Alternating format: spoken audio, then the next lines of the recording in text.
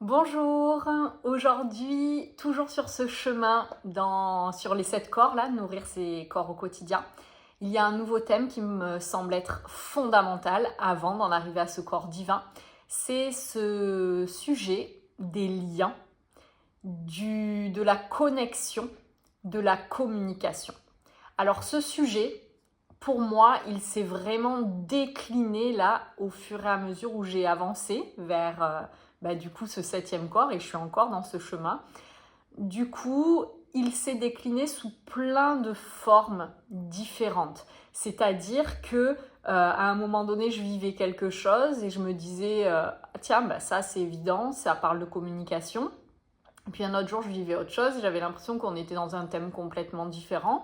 Et finalement, à force de vivre le truc, je me suis rendu compte qu'en fait, on était encore dans ce sujet de la communication et ainsi de suite. Et peu à peu, justement, ça a amené à faire le lien entre toutes ces choses. Et c'est vraiment un thème qui me semble être très, très, très important parce que, une nouvelle fois, il vient remettre de la cohérence avec tous les thèmes que j'ai déjà pu aborder précédemment. Donc ce lien, cette connexion, cette communication, en effet, il va déjà y avoir tous ces liens d'une personne avec une autre, toutes ces connexions d'âme, toutes ces connexions entre deux personnes, entre des situations et que les choses elles résonnent. Mais il va aussi y avoir des thèmes qui sont un petit peu plus éloignés, notamment ces liens, encore une fois, que l'on va avoir à l'intérieur de nous-mêmes, entre nos différentes parts, mais aussi les liens qu'il peut y avoir entre ce qui se passe à l'autre bout du monde et nos réalités, nous, dans notre quotidien. Enfin, en fait, c'est vraiment quelque chose qui peut être regardé sous plein d'angles, qui peut être décliné, et c'est ça que j'aime vraiment profondément. Donc, ce que moi j'ai pu vivre ces derniers temps et qui a été très marquant et en fait qui m'a permis aussi de voir que tout ça c'était en préparation depuis bien longtemps.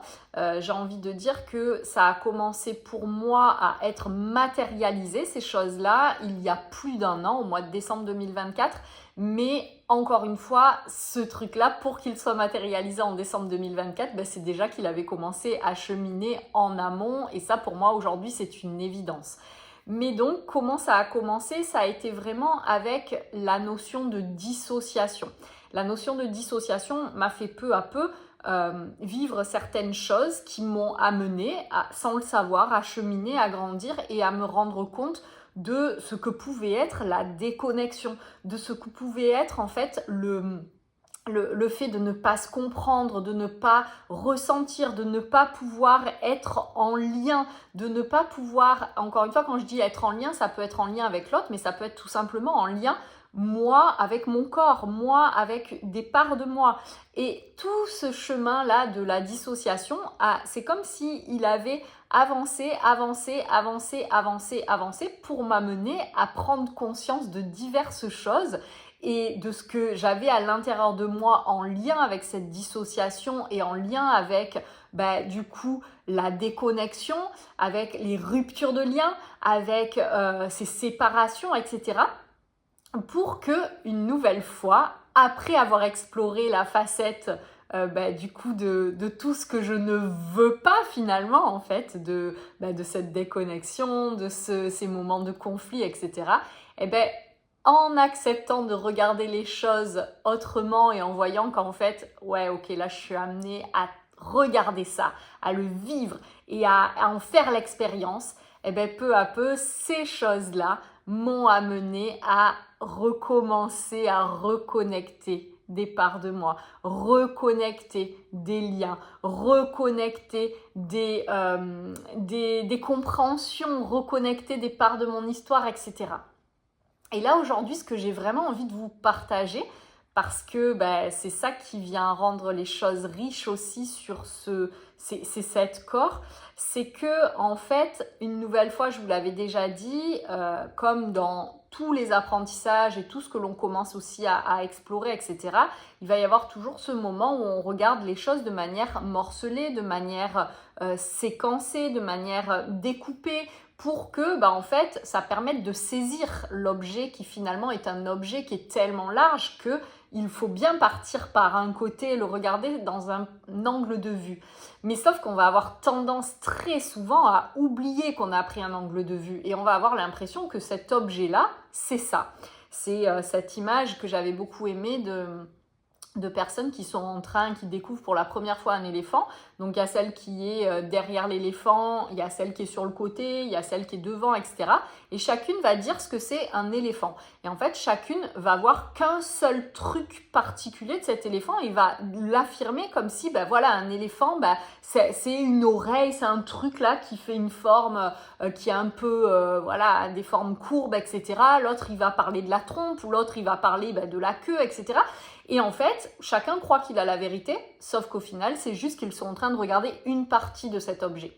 Et donc, dans cette exploration-là des 7 corps, c'est exactement la même chose. C'est qu'on vient regarder un corps et on a l'impression que c'est ça, ce que l'on est, puis un autre corps, puis on se dit « Ah ouais, finalement, c'est vrai que je suis plutôt ça. » Et voilà. Et puis, peu à peu, c'est comme si le fait de l'avoir découpé, ça crée aussi ces ruptures, ces coupures, ces séparations parce que du coup, c'est l'un et pas l'autre. Et c'est, oui, quand je fais tel exercice, je suis en train de nourrir tel corps. Mais non, je ne suis pas en train de nourrir l'autre parce que je suis en train de nourrir celui-là. Et en fait, peu à peu, c'est de retrouver en avançant ce lien de chacun de ces corps. Comment les uns et les autres sont liés et intriqués pour finalement faire que on est sur un tout, on est sur quelque chose qui a un sens global et qui ramène du coup dans ce côté qui émerveille en fait, parce que waouh, c'est tellement puissant, c'est tellement goupillé d'une manière qui est juste, qui est comme une composition en fait, avec chaque instrument qui se met à la bonne place pour créer quelque chose de magnifique. Et donc du coup, là, c'est vraiment ça qui est intéressant dans ce chemin, c'est que peu à peu, en arrivant vers le corps divin, on va venir au niveau de ces liens et de cette connexion et de cette communication.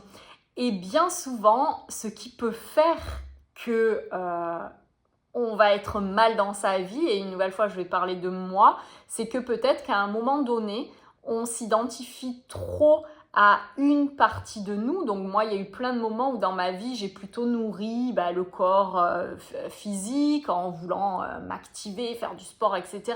Il y a d'autres moments où j'ai peut-être vraiment beaucoup plus nourri le corps spirituel en allant nourrir cette ouverture à plein de choses, cette ouverture au global, au fait qu'on fait partie d'un tout, etc.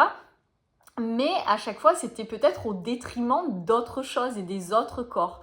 Et en fait, là, en prenant le temps de revivre chacun de ces corps, ça permet de faire l'expérience profonde de chacun. Et en même temps, c'est comme si à force d'avancer vers les corps qui sont de plus en plus larges, parce que le corps spirituel, on est déjà dans ce tout, dans quelque chose de plus grand, dans quelque chose qui nous relie, etc. Et là, on arrive à cette notion de la connexion, en fait, tous ces corps sont là à chaque instant. Mais du coup, comment est-ce que je peux venir m'y connecter à chaque instant? Toutes les facettes de moi sont là à chaque instant. Mais comment est-ce que je m'y connecte quand j'en ai besoin? Par exemple, si je suis quelqu'un qui manque énormément de confiance, la confiance, elle n'est pas à l'extérieur. J'ai pas un endroit où j'ai laissé ma confiance et qu'en fait, il faudrait que j'aille parcourir le monde pour retrouver ma confiance. Non, elle est là à l'intérieur de moi. Sauf que c'est comme si c'était le chemin à la confiance qui avait été coupé ou brisé, ou peut-être avec des entraves, parce que j'ai vécu certaines expériences qui m'ont empêché de pouvoir y accéder pleinement. Et du coup, c'est vraiment de retrouver peu à peu cette connexion. Et là-dessus, j'ai vraiment envie de vous donner cette image que j'avais tellement aimée d'un livre de Laurent Gounel, Et tu trouveras le trésor qui dort en toi. Alors, je ne sais plus comment il le formule exactement, mais il y a vraiment ce moment où il exprime que en fait les hommes ils sont tellement forts, ils ont tellement déployé des choses énormes, ils sont capables d'aller explorer les autres planètes, etc. Enfin ils vont très très loin Et du coup, finalement, bah, le trésor, il a été caché où? Il a été caché à l'intérieur de chacun de nous. Parce que, bah, en fait, c'est exactement là où l'homme n'irait jamais chercher, parce qu'il faut toujours qu'il aille plus loin et qu'il aille, à l'extérieur chercher les choses. Et donc ça, c'est vraiment cette idée que tout est déjà là, mais sauf que c'est comme si c'était des circuits et que ces circuits, à des moments donnés, ils se sont déconnectés et qu'en fait, il n'y a plus cette lumière, cette énergie qui circule pour y accéder. Et donc, peu à peu, bah, tout ce chemin que l'on fait ensemble au travers des vidéos, mais aussi tout ce chemin que vous faites de votre côté en allant voir des thérapeutes, en vous faisant accompagner, mais aussi tout ce chemin que vous faites au quotidien dans votre propre vie en osant vivre les expériences de vie que vous traversez, ben, tout ça va amener peu à peu à reconnecter les choses. Donc il y a vraiment cette notion de connexion à ce niveau-là, et il y a aussi vraiment cette notion de lien après, dans ce lien aussi aux autres. Et dans ce lien aux autres, ce qu'il y a vraiment de riche à regarder, c'est que quand on commence à vraiment à cheminer, il y a ce temps, en tout cas moi je l'ai vraiment vécu et je l'ai vu sur beaucoup de personnes qui ont commencé aussi un chemin depuis des années ou depuis récemment, il y a ce moment où en fait on va être amené peu à peu à se replier sur soi, à se déconnecter, comme si on avait du mal à être en lien avec les uns et les autres. Et puis en fait, le fait de venir se trouver, de venir remettre en question des choses, de venir découvrir des choses de nous, c'est comme si en fait, ça bouge. Forcément, ça vient remettre en question des choses. Et donc, il y a plein de relations qu'on avait construites qui ne sont peut-être plus adaptées ou qui en tout cas sont chamboulées parce que nous on est en train de tout chambouler, notre manière de regarder les choses, donc elles vont être remises en question, etc. Et donc il y a vraiment ces moments dans ce chemin où ces questionnements et ces remises en question, etc. vont faire que en fait le lien à l'autre va être compliqué à des moments et qu'on va avoir besoin de revenir à soi, de se replier, etc. Moi, ça m'est vraiment beaucoup arrivé dans mon chemin et ces derniers temps, ça s'est encore beaucoup plus marqué, notamment sur le fait de toutes ces questions qui viennent aussi, je trouve, persécuter et harceler à des moments de tout ce focus qu'on fait sur les relations toxiques, etc. Parce que ça aussi, ça amène vraiment à se poser beaucoup de questions et à être dans cette volonté de ne garder autour de soi que des personnes qui sont adaptées à nous, qui nous font du bien, etc. Et du coup, c'est vraiment quelque chose qui peut venir mettre de la guerre, des conflits autant en nous-mêmes qu'avec les autres. Et ça déconnecte, ça crée aussi des rupture de lien. Et dans cette situation-là, ce qui est riche, c'est qu'en fait, ça vient aussi très souvent réactiver des parts de notre histoire. Et c'est là maintenant que j'ai vraiment envie de vous parler de ce lien de manière plus concrète de ces différents corps, en vous donnant quelque chose de plus palpable. Imaginons, il va y avoir pour une personne son corps physique qui va lui manifester que dès qu'elle est dans une relation, que ce soit une relation amoureuse, que ce soit une relation amicale ou autre, dès qu'elle est avec l'autre, cette personne, elle va ressentir comme un mal-être, comme une boule dans le ventre, comme peut-être même des sensations d'étouffement ou comme quelque chose qui vient l'agiter, comme si elle n'était pas sereine en fait intérieurement. Donc ça, c'est ce qui va se manifester dans son corps. Donc, si cette personne ne regarde que son corps, elle va dire « Oh là là, je sais pas ce qui se passe, j'ai peut-être du mal à digérer ou je dois avoir un problème à la poitrine, mes poumons, ils ont un problème ou autre. » Donc voilà, elle va prendre le problème de manière juste morcelée dans le corps et ça va donner ça, la conclusion ou la pensée qui va être là. Ensuite, du coup, peut-être que cette même personne, en lien avec du coup ces sensations dans son corps, peut-être que au niveau de l'énergie, quand elle va être avec des autres personnes, d'un coup, c'est comme si son énergie qui était toute pétillante ou quoi, d'un coup, c'est comme si elle est plombée ou si cette énergie, il y a une forme de lourdeur ou une forme de quelque chose qui stagne, qui circule pas. Bon, peut-être que juste, encore une fois, elle va se dire, voilà, je sais pas ce que j'ai en ce moment, je vais pas bien, j'ai toujours un problème ou autre. Bon. Et puis, dans le corps émotionnel, peut-être que cette personne qui vit cette difficulté-là dans le groupe avec les autres, elle va avoir dans son corps émotionnel, lorsqu'elle est plombée, etc., peut-être qu'il y a de la tristesse, ou peut-être qu'il y a de la dépression, ou peut-être qu'il y a de la grosse frustration, en fait, comme si les choses qu'elle vit sont jamais suffisantes. Peut-être qu'elle va ressentir comme une sensation de dégoût, d'inconfort ou d'humiliation. Enfin, voilà, elle va ressentir une certaine émotion qui va se manifester d'une certaine manière.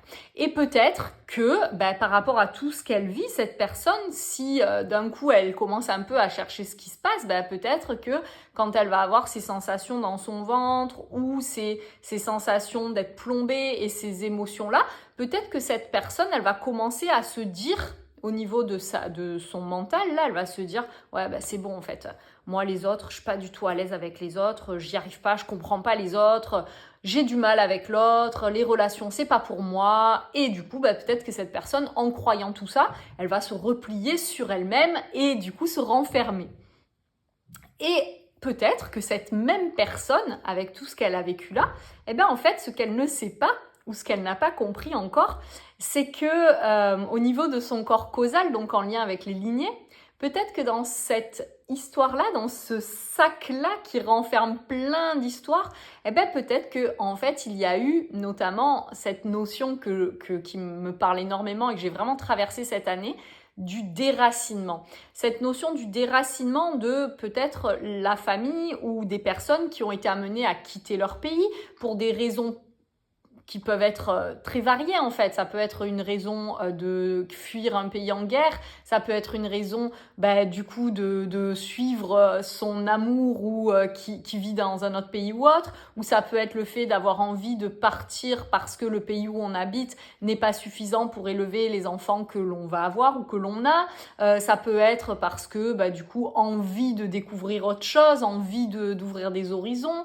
ou ça peut être le métier que l'on choisit qui nous amène à partir, etc. Donc il peut y avoir plein de raisons à ça.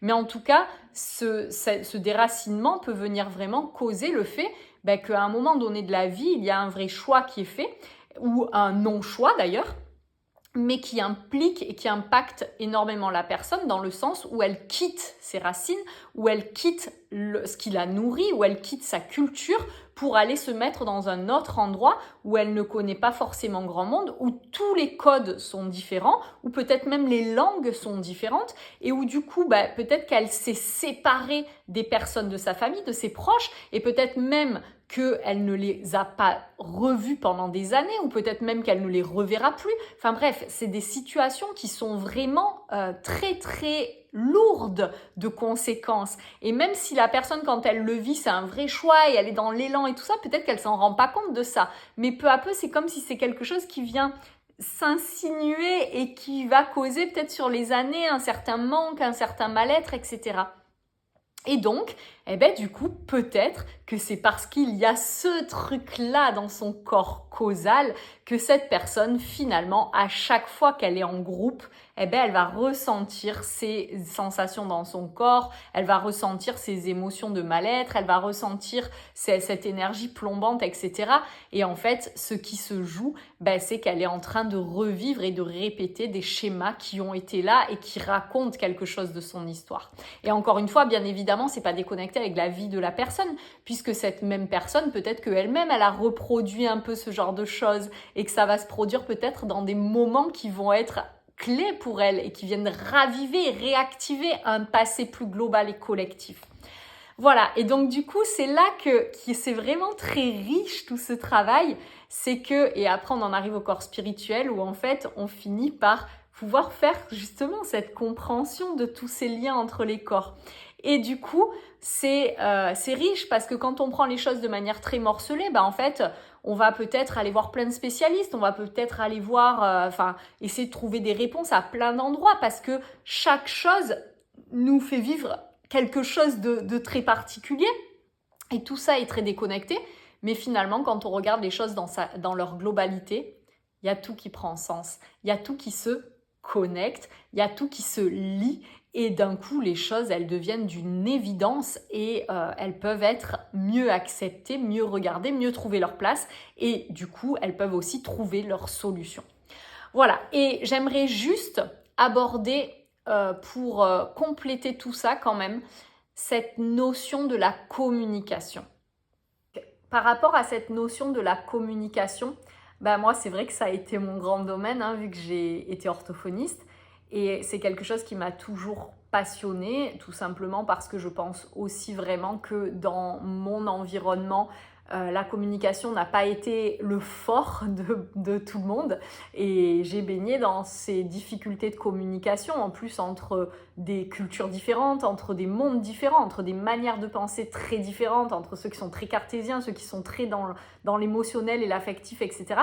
Donc ça crée vraiment des difficultés de rencontre en fait, parce que chacun croit que tout le monde comprend les choses de la même manière que lui, et c'est pas toujours évident de pouvoir comprendre que l'autre il perçoit pas du tout les choses de la même manière. Voilà, j'en reviens à cet éléphant en fait, hein. Si chacun croit que ce qu'il voit est la vérité, du coup personne ne peut vraiment s'harmoniser et concilier les différents points de vue. Mais dans cette communication, ce qui est très intéressant, et j'en ai fait une expérience très concrète ces derniers temps, c'est de voir que dans nos mondes censés être connectés, en fait, il y a une grande déconnexion qui se produit. Déjà une déconnexion avec nous-mêmes quand on passe tout ce temps devant les écrans, devant les réseaux, etc. Parce que c'est comme si d'un coup on est pris par ces trucs qui nous nourrissent, mais on oublie qu'il y a une vie autour, on oublie d'être présent au moment, on oublie du coup que peut-être il y a nos enfants qui nous parlent ou autre, et en fait on est vraiment déconnecté parce qu'on est complètement connecté avec ce qu'on est en train de regarder. Et donc il y a déjà ce premier aspect, et un deuxième aspect que j'ai trouvé très très très riche et très intéressant, et moi ça m'a vraiment amené à grandir et à regarder ces choses-là, à les prendre en compte pour essayer de faire en sorte d'utiliser ces outils qui sont puissants et très intéressants, tout ce qui est internet, tout ce qui est là, ce avec quoi je vous véhicule cette vidéo, c'est hyper puissant tout ça.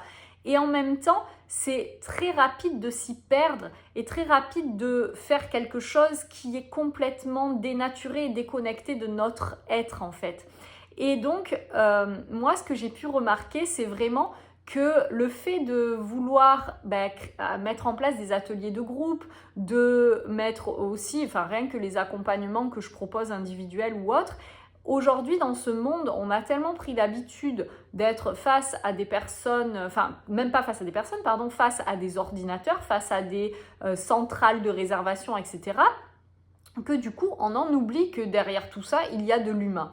Et moi, dans ma pratique, j'apprécie vraiment de pouvoir continuer à avoir ce contact humain avec les personnes que j'accompagne, et notamment quand je crée des groupes aussi, pour commencer déjà ce premier contact et cette mise en matière, le fait d'être dans ces premiers moments où on se rencontre.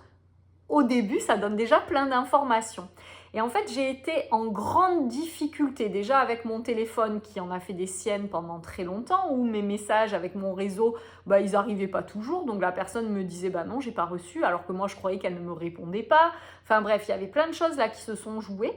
Et puis ensuite, il y a vraiment eu ces moments où j'ai commencé à écrire, et en fait, les personnes ne répondent pas forcément parce qu'on passe notre temps maintenant à être harcelé tous les jours. On reçoit des pubs tous les jours, on reçoit des choses où du coup on attend de nous qu'on donne un avis, et en fait c'est tout le temps et c'est non-stop. Et donc forcément, quand une personne va recevoir un courrier ou un mail ou autre, ça va être quelque chose qui vient s'accumuler avec tout le reste. Et du coup, c'est très très compliqué aujourd'hui, je trouve, de réussir à trouver la manière de communiquer en gardant cette humanité et du coup ayant une communication simple, une communication qui part de son interlocuteur et qui arrive qui part de la personne qui exprime jusqu'à l'interlocuteur, sans avoir plein d'obstacles et de biais au milieu qui vont pouvoir encore plus rendre cette communication difficile. Et donc moi, tout ça, ça m'a vraiment ramené à mes cours d'orthophonie. Alors je ne saurais plus vous reciter de quel modèle je parle ou autre, parce que moi, ces choses-là, en théorie, je pense que vous l'avez compris. Je les ai compris sur le moment, je les ai appris par cœur pour les partiels, mais derrière, ce qui est important pour moi, c'est d'en faire quelque chose et de le vivre dans mon corps. Mais donc voilà, il y a vraiment ce modèle qui décrit la communication, et donc il y a la personne qui parle. Il y a vraiment tout son prisme à cette personne qui parle. Il y a son cerveau, il y a sa manière de penser, il y a ses croyances, il y a tout comment elle est câblée en fait. Et cette personne donc qui parle va avoir sa pensée, va avoir sa manière de mettre les choses en perspective, etc. et de se les représenter. Et ensuite, du coup, il va déjà y avoir ce premier biais de passer de la tête à la partie qui va du coup exprimer. Donc il y a pour ça tout ce qui est neuronal, neurologique, etc. qui va faire que d'un coup il va falloir envoyer ces informations aux parties qui vont servir à articuler, à parler, donc le larynx, la bouche, le nez, enfin tout en fait qui sert à articuler. Et là déjà, pareil, il va y avoir une déperdition d'informations à ce niveau-là. Et quand les choses vont sortir, souvent, elles ne vont pas forcément sortir comme elles avaient été pensées. Donc déjà, il y a un premier biais. Et ensuite, du coup, il va falloir que ce message-là, c'est des vibrations, ça soit transporté dans l'environnement. Et si l'environnement, c'est un environnement pur qui laisse circuler, parfait. Mais sinon, ça va rencontrer toutes les résistances de l'environnement. Et notamment, ça peut rencontrer les bruits, peut-être d'autres personnes qui parlent en même temps, qui interfèrent, etc.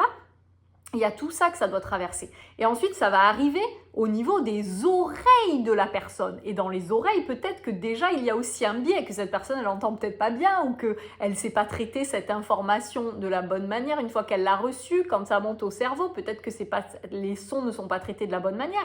Et puis ensuite, une fois que c'est arrivé au cerveau, ça va rencontrer le moyen, enfin toute la manière dont la personne pense les choses et ses croyances à elle et comment elle se représente le monde. Et ensuite, du coup, cette personne, une fois qu'elle a compris les choses à sa manière, avec son nouveau prisme, elle va pouvoir répondre, mais encore une fois, en repassant par toutes ces étapes. Et donc ça, c'est ce que je trouve incroyable aujourd'hui. C'est de se rendre compte que déjà, naturellement, quand on communique, il y a déjà tout ça qui est en jeu, de manière complètement, même quand la communication est la plus pure possible. Donc, voir qu'aujourd'hui, il y a toutes ces choses qui viennent encombrer la communication, tous ces trucs qu'on se rajoute, toutes ces pensées aussi intrusives avec tout ce qu'on doit faire, tout ce qu'on doit penser, et puis tous ces parasites en fait au quotidien, ça vient créer de grandes difficultés dans cette communication. Et aujourd'hui, moi, je trouve que c'est quelque chose de très important à recommencer à considérer parce que cette communication, c'est quand même ce qui va permettre d'être en lien. C'est ce qui va permettre de pouvoir dépasser des conflits. C'est ce qui va pouvoir permettre aussi d'échanger des points de vue et donc de grandir dans le fait de partager ce que chacun peut percevoir pour grandir avec tout ça. C'est aussi le moyen de transmettre des expériences, des idées, etc. Et donc c'est quelque chose que je trouve riche et important et c'est aussi ce qui caractérise vraiment l'humain. Donc aujourd'hui, moi, ça me semble être indispensable de remettre tout ça au centre et de venir poser son attention et sa conscience là-dessus pour en faire peu à peu quelque chose de bien en essayant de libérer ses biais pour que la communication circule, qu'elle se passe bien et qu'il y ait ces connexions possible entre le cerveau et les pensées de la personne et le cerveau et les pensées de l'autre personne, mais aussi dans son corps émotionnel avec le corps émotionnel de l'autre. Et en fait, vraiment pouvoir faire en sorte que tout ceci devienne optimal. Voilà ce que je voulais vraiment vous partager, que j'ai vécu de manière forte et ça a été beau ces derniers temps parce que là où avant, je pouvais vraiment vivre beaucoup de conflits et des relations qui s'arrêtaient, qui s'arrachaient, qui se déchiraient, encore une fois en lien avec ce déracinement que je porte en moi et que j'ai vraiment pu mettre en lumière ces derniers temps. Mais peu à peu aussi, je me suis vraiment rendu compte que c'était parce qu'il y avait cette tendance, une nouvelle fois, à se dire, bah voilà, ça colle pas, eh ben on passe à autre chose. Bah ça, voilà, c'est pas une relation qui est fluide, eh ben on passe à autre chose. Mais en fait, bah c'est peut-être juste qu'au bout d'un moment, il faut regarder qu'est-ce qui entrave tout ça. C'est peut-être pas la personne qui n'est pas une personne qui est convenable pour moi, c'est peut-être pas moi qui ai un problème, c'est peut-être que finalement, il y a plein d'entraves à tout ça. Et peu à peu, c'est aussi de revenir toujours à soi pour se rendre compte que si ça me fait vivre ça avec l'autre, qu'est-ce que ça raconte de moi et qu'est-ce que je peux faire évoluer en moi.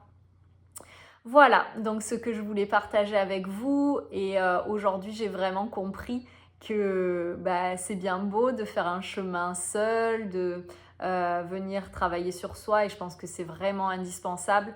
Mais quand le lien recommence à être dans la danse, c'est là que tout devient grand, que tout devient magique et merveilleux et que les choses peuvent prendre une place qui est complètement différente. Et là, pareil, en remettant chacun de ces corps en lien les uns avec les autres, waouh, je me rends compte de la puissance des choses et de la puissance c'est comme quand je vous parlais du fait d'apprendre plein de connaissances, plein de formations. En fait, il peut y avoir ce côté où on va dire ouais, mais t'apprends tout le temps et du coup, il faut peut-être arrêter au bout d'un moment d'apprendre. Et en fait, tant que ces choses-là, c'est j'apprends ça, j'apprends ça, j'apprends ça, j'apprends ça et que je stocke, en effet, ça devient lourd, ça devient encombrant, etc. Mais quand tout ça peu à peu se met en lien, mais ça devient magique en fait et ça ne prend plus du tout de place parce que tout va ensemble. Et donc voilà, c'est ça que je voulais vraiment vous partager parce que je trouve que c'est incroyable de vivre ce chemin. Je vous souhaite à tous et à toutes une très très belle journée. Je vous dis à bientôt.